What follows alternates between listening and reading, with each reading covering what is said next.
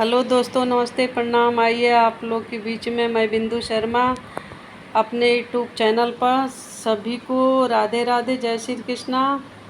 आइए, एक पत्नी पति से क्या कह रही है, बहुत सुंदर प्यारा एक कजरी गीत है। आइए गीत के माध्यम से सुनाती हूँ।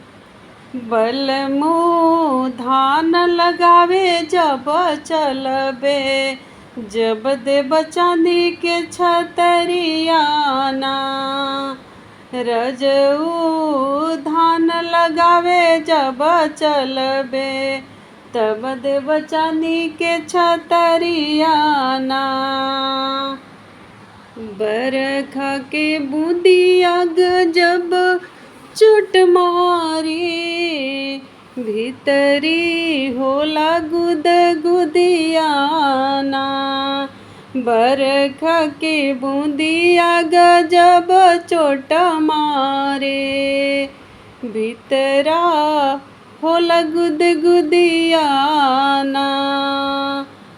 बरखा के बूंदिया गजब चोट मारे, होला गुद गुदियाना। रजऊ धान लगावे जब चलबे, जब देब चांदी के छतरियाना।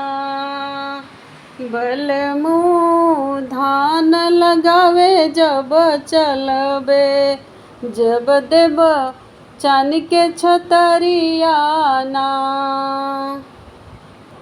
राजा केहू से कम नाही बानी, हम बानी बहुते सुघरियाना।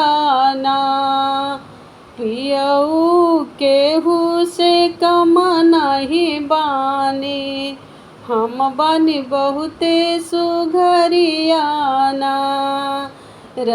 बलमु धान लगावे हम चलबे, जब देब चांदी के छतरियाना। पियऊ धान लगावे जब चलबे, जब देब चांदी के छतरियाना। रिम झिम बरसे कारी बदरिया, रजऊ भीगेला हमरी चुनरियाना। रिम झिम बरसे काली बदरिया, भीजे राजा हमरी चुनरियाना। अब की पियऊ महल छवाई द, टपकेला हमरी झोपड़ियाना। अब की पिया हो महल छवाई द, टपकेला हमरी झोपड़ियाना। रजऊ धान लगावे जब चलबे, जब देब चांदी के छतरियाना। पियऊ धान लगावे जब चलबे, तब देब चांदी के छतरियाना।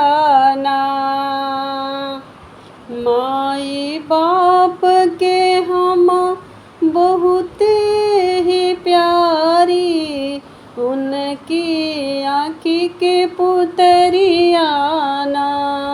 माई बाप के हम बहुत दुलारी, उनकर आँखी के पुतरियाना। ससुरा में सैया हम बहुत प्यारी, जवन देबऊ है हम लेबे संवरियाना। ससुरा में सैया हम बहुत प्यारी, जवन देब उहे हम लेबे संवरियाना।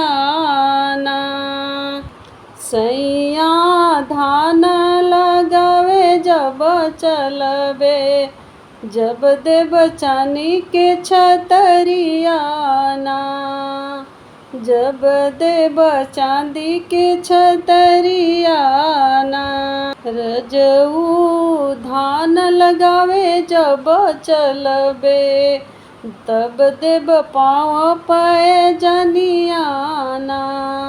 रजऊ धान लगावे जब चलबे, जब देव हाथ की कंगनवाना।